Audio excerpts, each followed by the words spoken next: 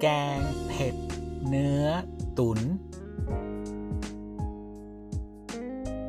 สวัสดีครับคุณผู้ชมดูส่วนผสมกันเลยครับ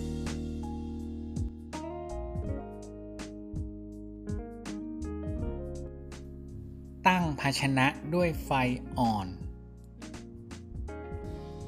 ใส่น้ำมันนิดหน่อยใส่พริกแกงเผ็ดค่อยๆผัดไปเรื่อยๆจนพริกแกงสุกหอมและขึ้นสีตามต้องการ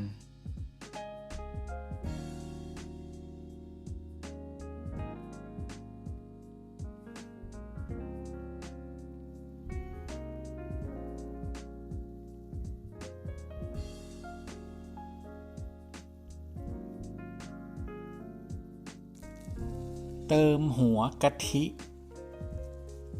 ผัดต่อจนกะทิแตกมัน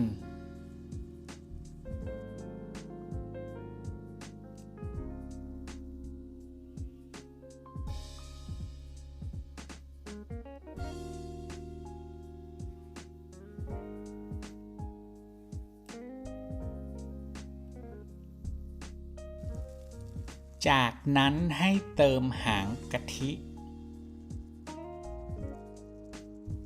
แต่ผมไม่มีก็เติมกะทิกล่องเดิมเพิ่มเติมคือน้ำเปล่า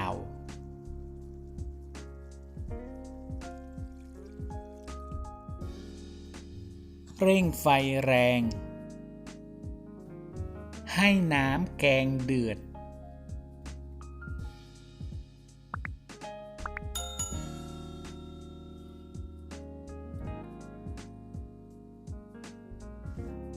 ใส่มะเขือ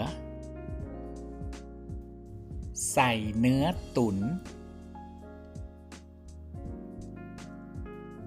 ตอนนี้เริ่มปรุงรสได้เลยครับ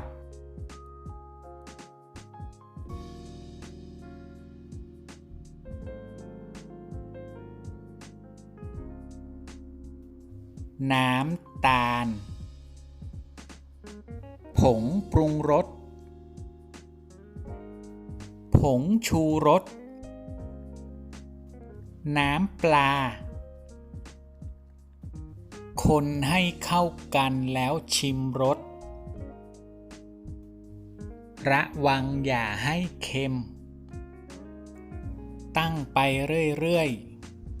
ๆจนมะเขือเกือบสุกดีให้ชิมรสอีกครั้งตามชอบถ้าเค็มไปให้เติมหางกะทิเพิ่มก่อนปิดเตาใส่ใบมะกรูดพริกใบโหระพาคนให้เข้ากันก็เป็นอันเสร็จฝากกดไลค์กดแชร์กดติดตามเพื่อเป็นกำลังใจในการทำคลิปครั้งต่อไปด้วยนะครับขอบคุณครับ